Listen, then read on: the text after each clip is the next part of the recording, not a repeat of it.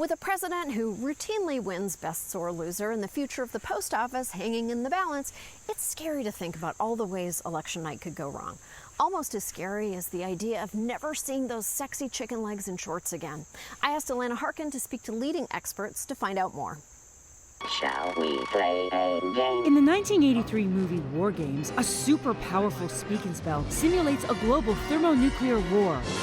But recently, there was a real and more terrifying war game, the 2020 election. The organizer, Georgetown law professor and pleasant-faced nightmare smith, Rosa Brooks. She co-founded the bipartisan Transition Integrity Project, which recently assembled a large group of experts to game out election scenarios. The goal of these exercises was to shock people a little bit into realizing that there is no guarantee that everything is going to be fine.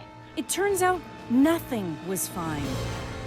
So tell me a little bit about the simulation that you held.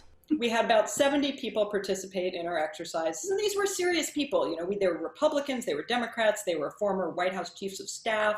We looked at several different scenarios, and in pretty much every scenario we ran, we ended up with street-level violence, constitutional impasse, and complete political and legal chaos.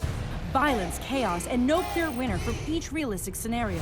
A close race on election night and Trump blocks mail-in ballots. Chaos. Close Biden win, but Trump claims fraud and rejects results. Chaos. Big Biden win, but Trump still won't concede. Chaos. Trump loses popular vote, but wins electoral college amidst foreign meddling. Chaos. These games are not predictions, but do not kid yourself that nothing horrible could happen. But if Trump contests the results, won't it be like, Congress, something, something, something, Nancy Pelosi, something, something, something, ACLU, everything's fixed, poof? No. You'd think the rules governing a contested election are simple, but they're a mess and open to debate and totally useless when you're playing against a cheating sociopath. It's not like you're saying the law doesn't matter. It's just that the law doesn't matter. The law matters, but if the law is the only thing you're relying on, everything is going to be too little too late. For example, let's say that Trump is sending armed federal agents to seize ballots that he claims are fraudulent. Oh, God.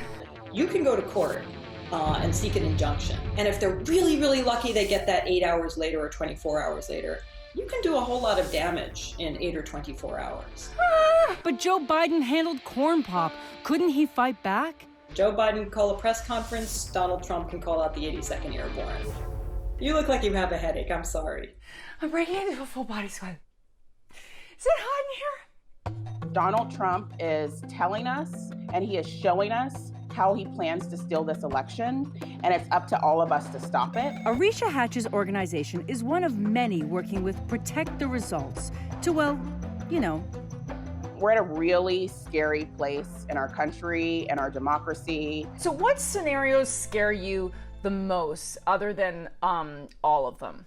Donald Trump claiming that he won an election that we know he didn't win. Mail-in ballots will lead to the greatest fraud. Using traditional media, using social media to say that he won when not every single vote has been counted. If Trump decides that he's not going to concede the election, how will CNN handle it? How will MSNBC and Fox News handle it? Yeah, we're pretty sure how Fox will handle it. What will Twitter and Facebook do if Trump goes on their platforms and says that he's president? We have to count on Facebook? Is Facebook pretending they have a contingency plan? They're meeting and discussing, but how reliable can they be given the actions that they've taken in the last several months? He can't even make the right decision about his hair. I'm sorry, but it's objectively horrific. But still only half as bad as Facebook's content policies. Rosa? Uh-huh. Rosa, what do we do? People need to be prepared to get out into the street, to be really, really patient and face really, really bad stuff for a really, really long time. In the good old days, bad stuff was the Brooks Brothers riot that shut down the Florida recount.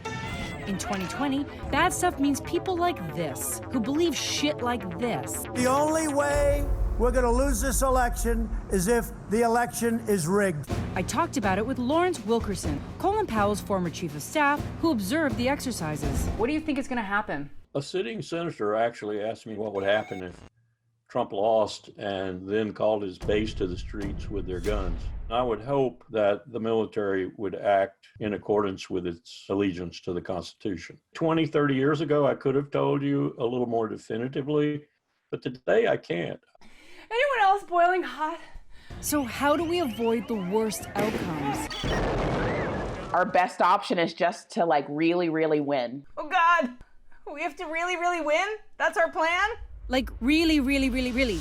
The only scenario that we did that didn't end on the verge of constitutional collapse was the big Biden win. Some of the GOP elected officials in our exercise started putting pressure on Trump, saying, you know, the writing is on the wall. And that could happen. I think that absolutely could happen. Well, I mean, so far, they're okay with kids in cages and Nazis, so I don't know. I actually don't feel hopeless at all. It is absolutely not too late to change things. You can volunteer to help count ballots.